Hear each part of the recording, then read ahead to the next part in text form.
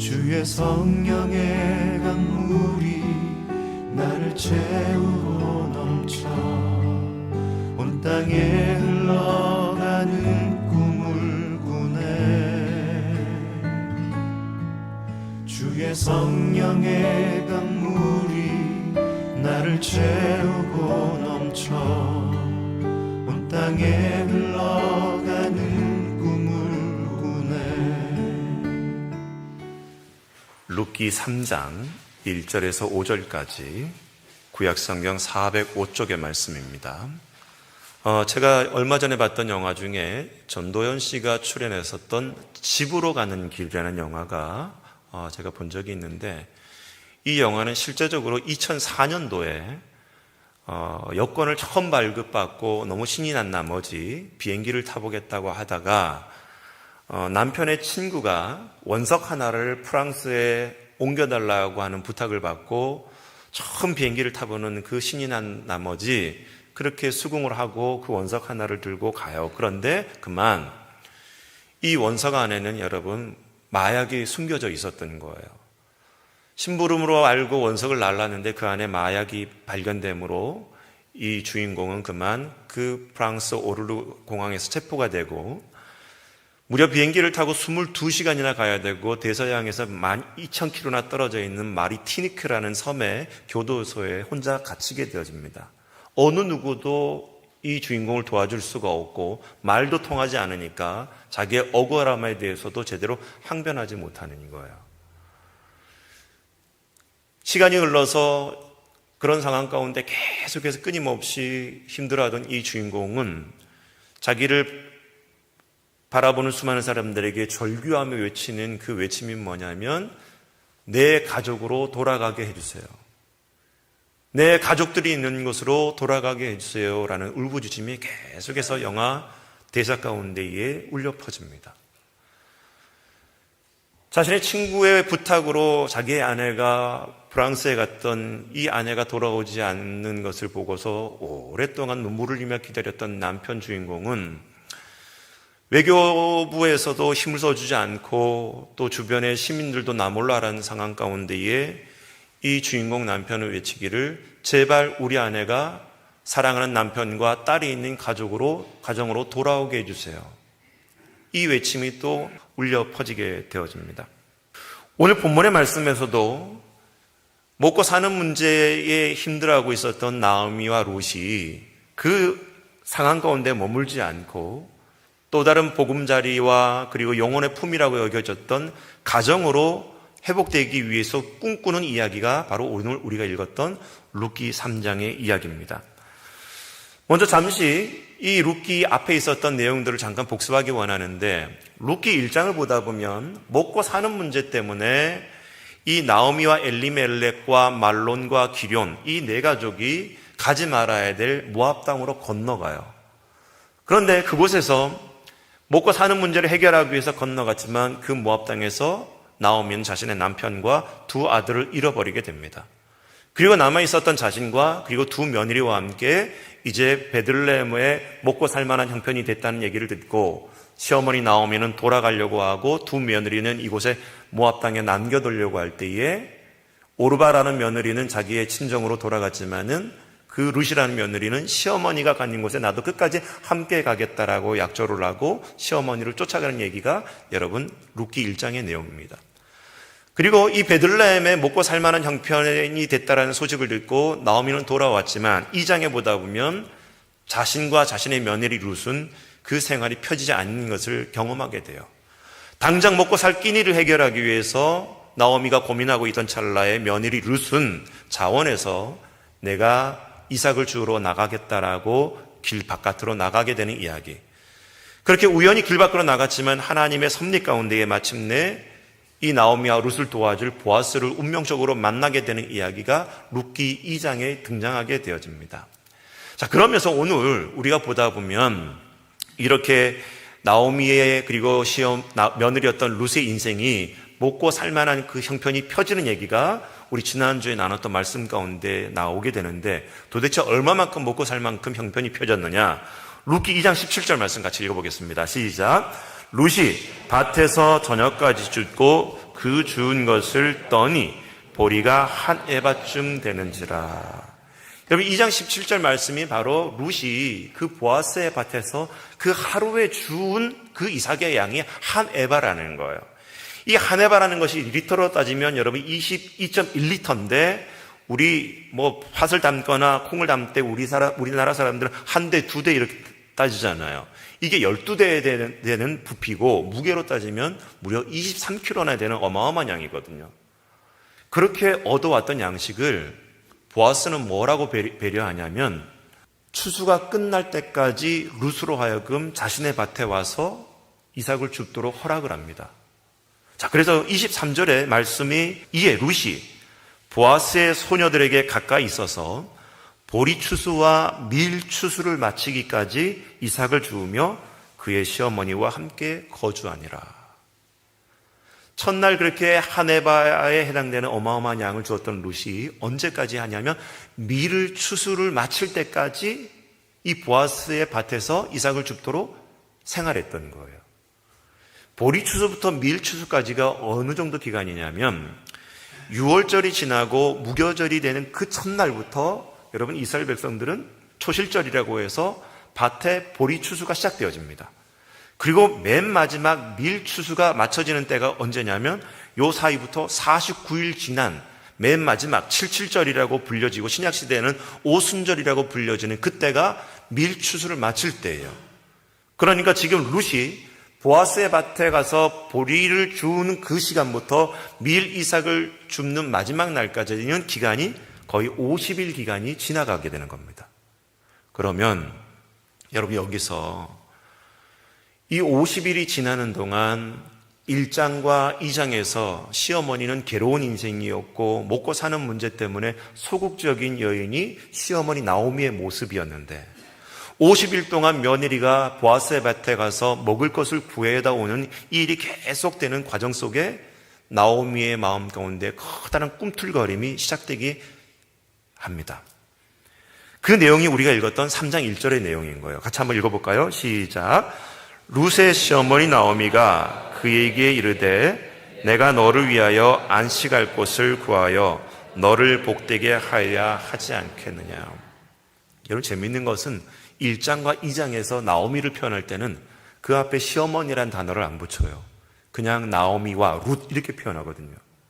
어떻게 보면 1장, 2장에서는 나오미와 룻의 관계가 고부간의 관계였지만은 1장, 2장의 관점에서는 별로 그런 관계가 아니라 남남처럼 보여졌던 이 상황 속에서 3장이 되면서부터는 그 나오미를 가리켜서 시어머니 나오미라고 표현하게 되어지면서 이 나오미가 며느리 룻에 대한 애틋한 마음이 이제 공개적으로 드러나고 있는 구절이 우리가 읽었던 이 3장 1절의 말씀인 거예요.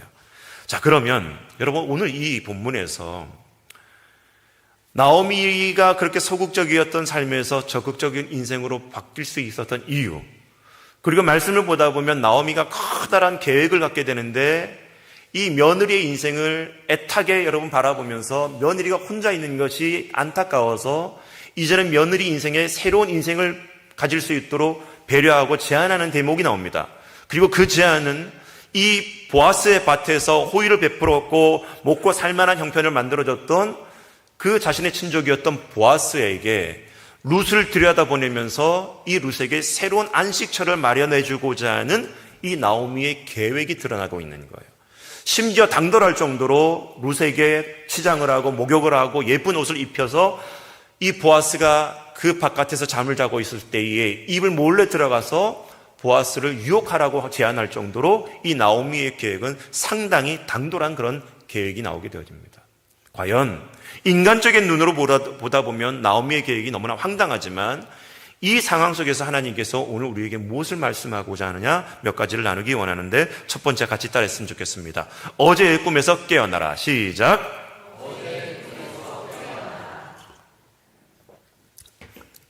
여러분 룻기 2장에 보다 보면은 나오미가 먹고 사는 문제 때문에 고민을 하고 그리고 그 문제를 해결하기 위해서 룻이 길 밖으로 이삭을 주러 나가게 되고 그리고 룻이 주워왔었던 배불리 먹고 남았던 그 양식을 갖고 오고 그리고 이 과정이 50일 동안 룻과 나오미의 그 먹고 사는 문제의 스토리가 2장에서 드러났어요.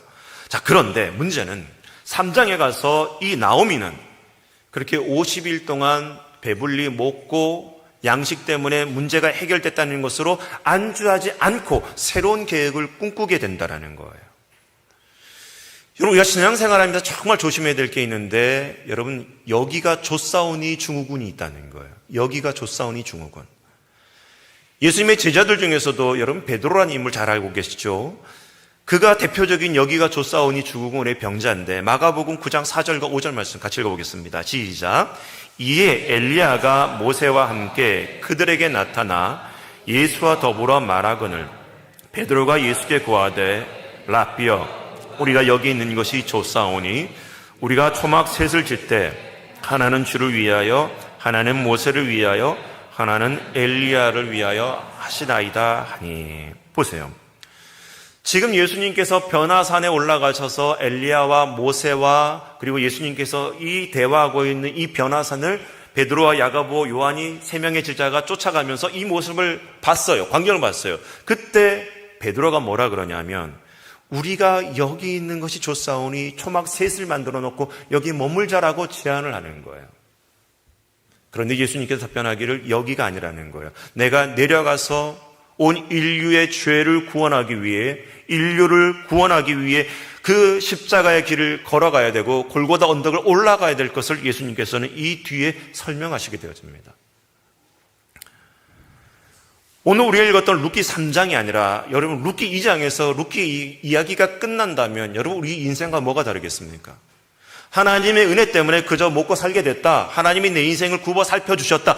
이걸로 여러분 하나님 앞에 땡큐하면서 여러분 감사하며 끝날 수 있어요. 그런데 그걸로 끝났다면 룻기 3장과 4장에서 이어질 하나님의 또 다른 은혜와 역사는 사라지게 된다는 거예요.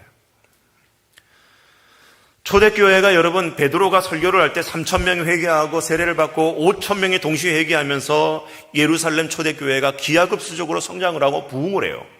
근데 이때 여러분 그렇게 놀랍게 교회가 막 성장하게 될 때에 초대교회인들이 뭘 망각을 하냐면 사도행전 1장 8절 너희에게 성령이 임하시면 예루살렘과 온 유대와 사마리아와 땅끝까지 이르러 내 증인이 되리라는 하나님의 지상명령을 그 초대교회 교인들은 망각을 합니다.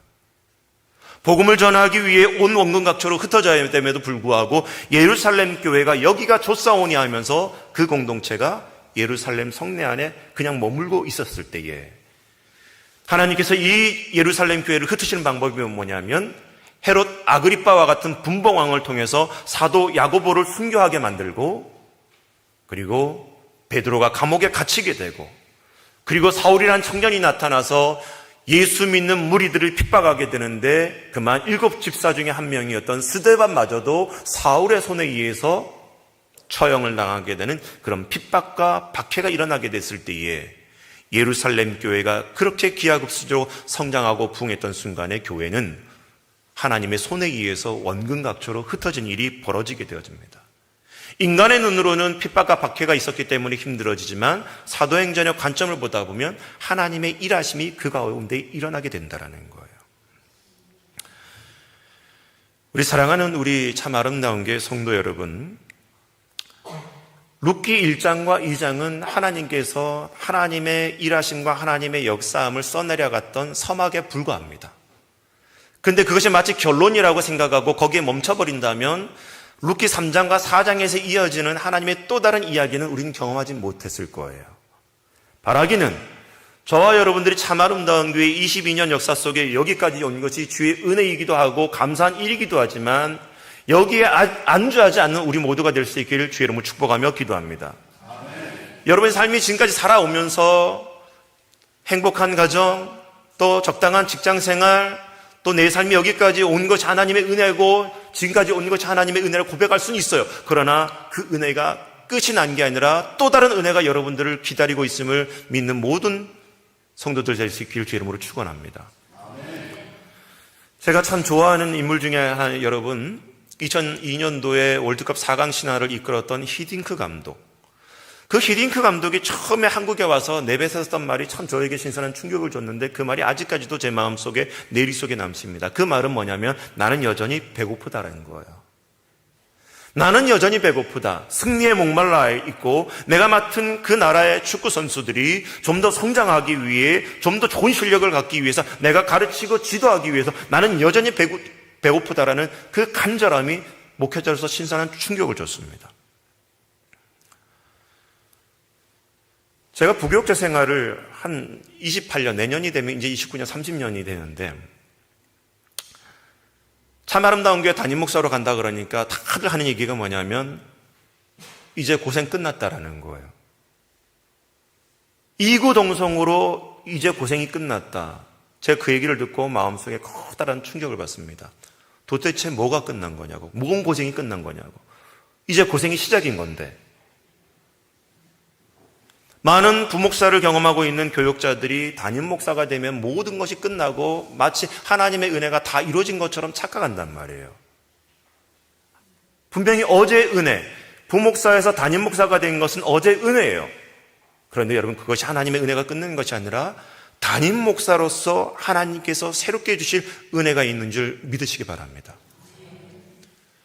제가 얼마 전에 두 번째 박사 학위를 이제 마치고 공부를 이제 끝내고 이제 더 이상 학교 다니는 일은 없어야겠다. 그렇게 딱 다짐을 하고 TV를 보는데 성공회 대학교에 사회복지학으로 박사 학위를 받으신 분의 할머니가 나타나는데 그분의 연세가 92세인 거예요. TV를 보면서 깜짝 놀랐습니다. 저 할머니를 따라잡아야겠다. 여러분, 안주하는 순간 나는 편안할지 몰라도 하나님의 그 시간의 흐름상으로 보면 여러분, 우리가 도태된다는 것을 잊지 않길 바랍니다. 어제의 은혜로만 끝나는 것이 아니라 또 다른 내일의 하나님의 은혜를 기대할 수 있는 모두가 되길 주의 이름 축복하며 기도합니다. 이를 잘 알고 있었던 사도 베드로는 소아시아 교회에 편지를 보내면서 베드로전서 2장 9절에 이렇게 얘기를 해요. 같이 읽어볼까요? 시작. 그러나 너희는 택하신 족속이요 왕같은 제사장들이요 거룩한 나라요 그의 소유가 된 백성이니 이는 너희를 어두운 데서 불러내어 그의 귀한 빛에 들어가게 하신 이의 아름다운 덕을 선포하게 하려 하십니다. 소아시아 지역의 교회가 핍박과 박해 가운데에 로마 황제의 서슬퍼런 그런 여러분 핍박 속에서 온 지면에 온 세상이 흩어졌을 때에 사도 베드로는 위축되고 그저 목숨만 여러분 살아있는 것에 감사하고 있었던 소아시아 지역교회에 편지를 보내면서 하나님이 우리를 부르신 그 뜻을 강하게 도전하고 있는 거예요. 여러분, 내가 성도로 부름받은 것이 감사하지만 그것으로 끝나지 않길 바랍니다. 내가 구원받는 것이 너무나 감사하고 큰일이지만 그것으로 감격으로 끝나는 것이 아니라 하나님이 우리를 부르신 그 또 다른 내일의 꿈을 여러분 실현해 나갈 수 있는 모두가 되길 주의 이름으로 축복하며 기도합니다. 그래서 지금도 하나님께서는 그 하나님의 꿈을 위해서 저와 여러분들이 동참할 수 있도록 부르고 계시는데 그 하나님의 일에 동참할 수 있는 참 아름다운 교회 성도가 되길 주의 이름으로 축원합니다. 두 번째로는 여러분, 꿈에서도 만나고 싶은 분이 있다라는 거예요. 오늘 보다 보면 나오미는 자신에게 이렇게 보아스를 통해서 그리고 며느리 룻을 통해서 먹고 사는 문제가 해결되고 자신의 그 어려웠던 시절이 지나가게 되면서 하나님의 그 은혜를 기약을 하면서 새로운 기대를 갖습니다. 커다란 꿈을 꾸게 돼요. 여러분, 절망 가운데 있었던 사람이 어떤 기대감을 갖게 되면 여러분 에너지가 생긴단 말이에요. 무너질 것 같은 인생이었지만 뭔가 소망이 보이고 뭔가 희망이 보이게 되면 없었던 에너지가 생기고 그 에너지를 통해서 그 일을 이루기 위한 계획이 생기기 시작합니다. 그리고 그 계획을 통해서 이것을 실현하기 위한 그런 준비 속에 자기 마음에 커다란 확신이 있으면 담대함이 생기거든요. 근데 오늘 이 나오미가 마치 그러했던 모습인 거예요. 위축되었었던 소극적이었었던 나오미가 그 보아스의 환대를 통해서 커다란 것을 보게 되고 커다란 확신이 생기고 이제 담대함이 생기게 되는데 그 모습이 룻에게 나타납니다. 자, 룻기 3장 1절 같이 읽어보겠습니다. 시작. 룻의 시어머니 나오미가 그에게 이르되 내 딸아 내가 너를 위하여 안식할 곳을 구하여 너를 복되게 하여야 하지 않겠느냐. 여기 보다 보면 나오미가 며느리 룻에게 안식할 곳을 마련해 줘야겠다라고 다짐을 하고 고백을 하는 거예요. 이것이 너 며느리 룻에게 복되지 않겠느냐 제안을 합니다. 이 3장 1절에 등장하는 이 안식이라는 단어가 룻기 1장 9절에 보다 보면 며느리 오르바하고 룻을 남겨놓고 이제 가려고 할 때에 이 시어머니 나오미가 그 며느리들에게 한 얘기가 있어요. 이제 너희가 모압 땅에 가서 너희 각기 남편을 만나서 그들의 집에서 너희가 위로받길 원하노라 하면서 재혼을 권유를 하고 그곳에서 위로받기를 원한다고 할 때에 쓰였던 이 위로가 오늘 3장 1절에 나오는 이 안식이라는 단어와 동일한 단어인 거예요.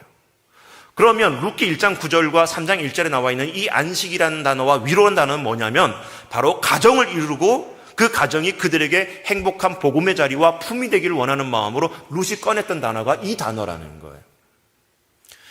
왜 시어머니 나오미는 며느리 룻에게 다른 것이 아니라 그 룻에게 보금자리 품과 같은 가정을 일구기를 원하셨을까? 우리가 살아가면서 가족에 대한 의미를 다 알겠지만은 여러분 가정이라는 것은 여러분 안전이란 말이에요. 누구도 나를 보호해주지 않는 순간에서도 나를 지켜주고 보호해줄 수 있는 그런 공동체가 가정입니다. 두 번째로 세상에 만족할 수 없는 것들이 많지만 적어도 가족 가운데는 사랑과 은혜와 여러분 하나됨을 경험할 수 있는 영혼의 만족의 장소가 가정이거든요. 세상 가운데 여러분 처절하게 살았다 할지라도 집으로만 돌아가도 여러분 평안을 누릴 수 있는 것이 가정의 원리란 말이에요. 그러니까 여러분 신기하죠. 아무리 술이 곤드레 만드레 돼도 여러분 그 술에 취했던 사람이 본능적으로 집으로 돌아가는 것은 뭘 얘기하는 거예요? 그 가족이라는 곳이 내 삶의 평안의 자리라는 것을 우리는 본능적으로 알고 있다는 거예요. 제가 어렸을 때 가출을 2번이나 해봤거든요. 고등학교 때. 집을 뛰쳐나갈 때 내가 죄송해요. 이런 표현 써서 내가 이놈의 집에 다시 돌아오나 봐라. 그렇게 뛰쳐나갔는데 3일을 못 버티더라고요. 3일 동안 처절하게 그냥 배고프고 골다가 집으로 돌아갔을 때 아버지가 차려준 따뜻한 밥 함께 먹는 것이 얼마나 여러분 감사였고 행복한지 알게 됐는데 청년들이요 절대 가출할 생각 말고 집으로 잘 돌아가시기 바랍니다. 아멘한 자에게 복이 있을지어다. 근데 여러분 보세요. 왜 나오미가 룻에게 이런 가정의 보금자리, 그 가정의 품을 만들어 주려고 했을까? 바로 이런 만족과 평안과 안전을 상징하고 있는 그런 자리지만 중요한 것은 나오미가 룻에게 그 안식을 마련해 주려고 했듯이 여러분 그리스도인이라는 것은 바로 나의 선자리만 아름다운 것이 아니라 내가 서 있는 곳에만 든든한 것이 아니라 누군가 위태위태하게 서 있는 사람들에게 기댈 수 있는 삶이 되어야 되는 것이 그리스도인의 삶이 되어야 될 줄 믿습니다. 누군가 보금자리가 없어서 넘어지려고 하고 있는 그 사람들에게 따뜻한 보금자리와 같이 따뜻한 그런 품과 같은 곳을 제공할 수 있는 삶이 그리스도인의 삶이 되어야 될 줄 믿으시기 바랍니다. 자, 그런데 오늘 그런 보금자리와 같이 품과 같은 것을 마련해 주려고 하는 이 나오미의 계획 속에 이 나오미는 무엇을 이용하냐면 구약 성경의 이스라엘 백성들이 제도적으로 그 시스템화되어져서 만들어 왔었던 제도가 있는데 그게 뭐냐면 고엘이라는 제도가 있어요. 고엘. 이 고엘이라는 제도는 히브리어로 기엘이라는 단어에서 파송되어졌는데 그 뜻이 뭐냐면 되찾다, 물다라는 뜻이 있는 단어가 기엘이에요. 그러니까 고엘이라는 제도는 이 되찾고 물을 수 있는 제도를 만든 것이 고엘 제도인데 소위 어떤 제도냐면 내 친척이 돈이 없어서 그들의 밭을 저당 잡혔을 때에 가까운 친족이 그 밭을 되찾을 수 있도록 경제적인 책임이 있는 사람이 바로 이 고엘이라는 제도입니다. 두 번째로는 내 친척이, 내 가족들이 누군가에게 엄청난 피해를 당하고 공격을 당했어요. 그러면 동해보상법이라고 해서 이 친족이 똑같이 내 친족이 보복당했던 것을 갚아줄 수 있는 책임이 있는 것도 이 고엘 제도의 한 부분이었어요. 그리고 더 중요한 것은 이 계대수원법이라 해서 내 친척 중에 자녀가 없이 대가 끊겨질 위기에 있으면 가까운 친척이 이 가족의 대를 이을 수 있도록 책임을 지는 것이 바로 이 고엘 제도의 모습이었습니다. 근데 나오미는 지금 자신은 나이가 들어서 행복한 가정을 꾸릴 수 없는 그런 입장을 잘 깨닫고서 이 행복을 누구에게 가져다 주려고 했냐면 며느리 룻에게 안겨주려고 했던 거예요. 그래서 이 고엘 제도 가운데의 계대 소원법을 이용해서 보아스가 50일 동안 나오미와 룻을 위해서 양식을 제공을 하고 이삭을 줍도록 허락한 것을 보고서 이 나오미의 마음 가운데는 자신을 위해서 고생했었던 며느리 룻이 새로운 안식처를 얻을 수 있도록 배려하는 마음으로, 그의 행복을 기대하는 마음으로 이 나오미는 새로운 꿈을 꿨던 것이 바로 오늘 본문의 말씀이기도 합니다. 그런데 여러분, 이 본문 가운데 우리가 깊게 우리 스스로에게 도전해야 될 부분, 나오미는 자신이 나이가 들어서 그 고엘 제도의 혜택을 입을 수 없는 나머지 그 고엘 제도를 통해서 자신의 며느리 룻에게 행복을 가져다 주려고 했던 것처럼 오늘 이 세상 가운데 무너진 인생들, 회복하고 싶어도 회복이 되지 않고 늘 언제나 다람쥐 쳇바퀴 돌듯이 연약함 가운데 머물고 있는 인생들, 수많은 인생의 삶의 지고 때문에 눈물을 흘리며 아파하고 있는 수많은 그런 주변의 이웃들과 내 동료들에게 여러분들이 소개해야 될 그 고엘은 누구입니까? 예수 그리스도인 줄 믿으시기 바랍니다. 우리의 삶의 존재의 목적, 그리고 오늘 나오미가 꿈꿨던 그 꿈이 우리의 꿈이 될 수 있기를 주의 이름으로 축복하며 기도합니다. 하나님 앞에 섰을 때 너 인생 저 세상 살다가 뭐하며 돌아왔니? 너가 제일 잘한 일을 나한테 말해봐라고 했을 때에 적어도 다른 것이 아니라 우리의 영원한 고엘이신 예수 그리스도를 누군가에게 전하기 위한 열심으로 살았다라고 고백할 수 있는 우리 참 아름다운 교회 성도들 될 수 있길 축복하며 기도합니다. 세 번째로는 같이 따라합시다. 내일의 새로운 꿈을 가져야 된다. 시작. 여러분, 이 말씀을 보다 보면 그렇게 나오미가 그런 계획을 하게 됐을 때에 당돌한 그런 계획을 짜잖아요. 근데 그 며느리 룻의 반응이 뭔지 아십니까? 3장 5절 같이 읽어볼게요. 시작. 룻이 시어머니에게 이르되 어머니의 말씀대로 내가 다 행하리이다. 여러분, 나오미가 갖고 있었던 꿈은 나오미 혼자만의 생각으로 그치지 않고 룻의 마음을 여러분 동요시켜서 룻의 고백대로 어머니의 말대로 내가 다 행하리이다. 한 시어머니의 꿈으로 머무는 것이 아니라 며느리 이방연이었던 그 룻의 꿈이 되어지면서 내가 다 행하리이다. 여러분, 이처럼 하나님 앞에 감동이 있는 꿈은 그 한 사람에게만 그치는 것이 아니라 주변에 엄청난 여러분 전파력과 영향력을 끼칠 수 있는 꿈이 된다는 것을 잊지 않아야 됩니다.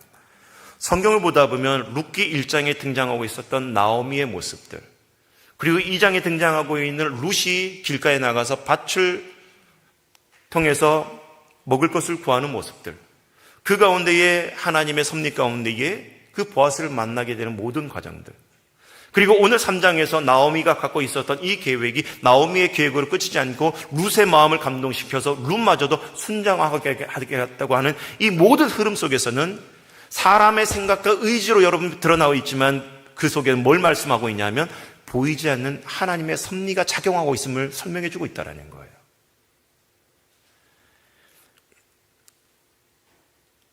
우리가 신앙생활하면서 매일매일 여러분 교회 예배당에 들어오면서 제일 먼저 보시는 것이 교회 예배당 안에 있는 십자가입니다. 여러분, 그 십자가를 보면서 무엇을 생각하십니까?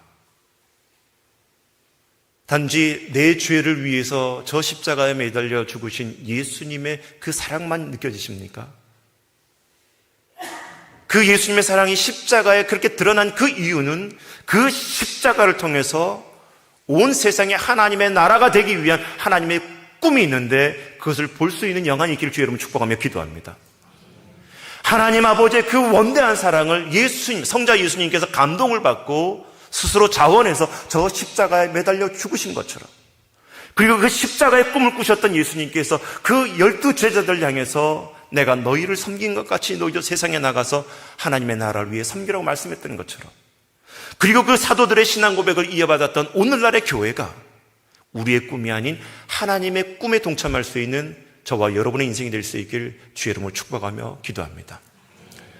룻이 가과로 그랬다는 거예요. 어머니의 꿈이 자신의 꿈이 되도록 받아들였던 이 룻, 적어도 여러분, 우리가 생생활하면서 그저 교회 마당만 밟고 왔다 갔다 하는 것이 신앙생활이 아니라 적어도 이 강단에서 들려지는 그 말씀 앞에서는 아니요가 아니라 예로 순종할 수 있는 여러분이 되길 주의 이름으로 축복하며 기도합니다. 참 좋아하는 성경 구절 중에 여러분, 우리는 시편 23편을 잘 알고 있어요. 그 시편 23편 1절에는 여호와는 나의 목자시니 내게 부족함이 없으리라도 이렇게 시작이 돼요. 그런데 그 뒤에 나오는 여호와가 나의 목자가 되고 내게 부족함이 없음이 2절부터 5절까지 설명되어 있거든요. 자, 여러분의 목소리를 한번 크게 읽어보겠습니다. 시작.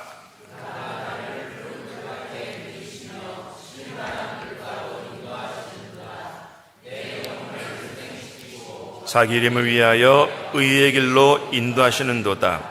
내가 사망의 음침한 골짜기라도 해를 두려워하지 않을 것은 주께서 나와 함께 하심이라. 주의 지팡이와 막대기가 나를 안위하시나이다. 주께서 내 원수의 목전에서 내게 상을 차려주시고 기름을 내 머리에 부으셨으니 내 잔이 넘치나이다. 아멘. 이거 얼마나 아름다운 말씀입니까? 여호와가 내 목자가 돼서 내 인생을 푸른 풀밭과 쉴만한 물가로 인도하신대요. 내가 사망의 음침한 골짜기를 다닌다 할지라도 주님의 막대기와 지팡이가 나를 안위하고 지켜주신대요.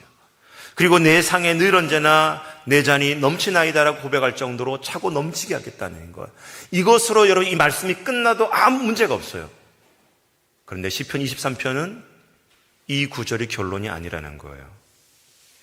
중요한 것은 그 뒤에 있는 6절의 말씀입니다. 같이 읽어보겠습니다. 시작. 내 평생의 선하심과 인자하심이 반드시 나를 따르리니 내가 여호와의 집에 영원히 살리로다. 아멘.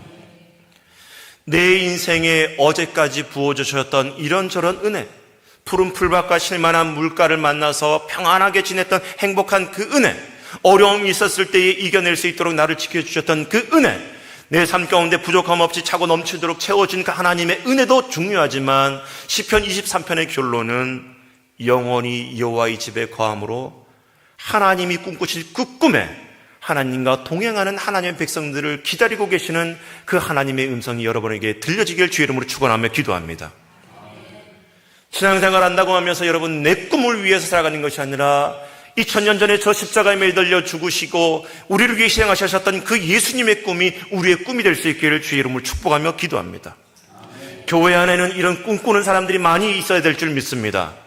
그저 구경꾼으로만 왔다 갔다가 하는 것이 아니라 하나님의 꿈을 함께 공유하며 실현하기 위해서 헌신하고 희생하는 오늘날의 주의 백성들을 하나님께서 기다리고 계시는데 우리 모두가 그런 백성들 되기를 축복합니다. 이제 말씀을 결론 짓고자 합니다. 두근두근 변화의 시작이라는 책에서 여러분 꿈과 망상의 차이를 설명한 그런 이야기가 있어요. 꿈에는 계획이 있지만 망상은 운을 바랍니다. 꿈은 고난을 인내하게 하지만 망상은 현실에서 도망치게 합니다. 꿈은 결단의 기준이 되지만 망상은 핑계의 기준이 됩니다. 꿈은 잠자는 시간도 아깝게 만들지만 망상은 꿈속에서 이루어집니다. 꿈은 뜻이 같은 사람과 함께 모이도록 하지만 망상은 남에게 뺏길까봐 두려워합니다. 꿈은 행동하게 하지만 망상은 말로만 끝납니다. 꿈은 시간을 쪼개 완성하지만 망상은 시간이 없다고 포기합니다. 꿈은 누가 알아주지 않아도 행복하고 망상은 누군가 알아주지 않으며 불행합니다. 꿈은 주변에 사람이 모이게 하고 망상은 사람이 멀어지게 합니다. 저와 여러분들은 꿈을 쫓아가는 인생입니까? 망상을 쫓아가는 인생입니까? 제가 며칠 전에 말씀을 준비하면서 제 마음 가운데에 우리가 2월 중순부터 2주 동안 이 교회 예배당이 아름답게 단장되고 리모델링 된 건 너무나 감사했어요. 주변에 노회 관계자 목사님들도 와서 너무나 축하하고 부럽다라고 얘기를 해요. 근데 제 마음 가운데 그런 얘기를 들으면서 그래서 뭐가 달라졌는데요? 교회 예배당이 신선해지고 달라진 게 중요한 게 아니라 내 삶 가운데, 내 마음 가운데에 하나님의 꿈을 향해 쫓아가고 있는 인생인지,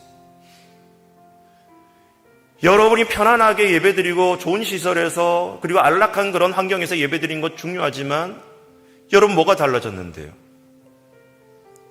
여전히 내가 잘되고 이 세상 가운데에 그저 형통하기를 원하는 그런 망상을 쫓아가는 것이 아니라 2000년 전에 저와 여러분을 위해 십자가 예수 그리스도를 피 흘려 죽이시기까지 그 희생을 통해서 꿈꾸셨던 하나님의 꿈이 우리 삶 가운데 느껴질 수 있기를, 그리고 그것에 대해서 순종할 수 있기를 주의 이름으로 축원하며 기도합니다. 채워주소서, 부어주소서. 거룩하신 주 성령 내 안에 넘쳐 흐르는 사랑의 노래, 열방을 향하여 흘러가리. 채워주소서, 부어주소서. 거룩하신 주 성령 내 안에 넘쳐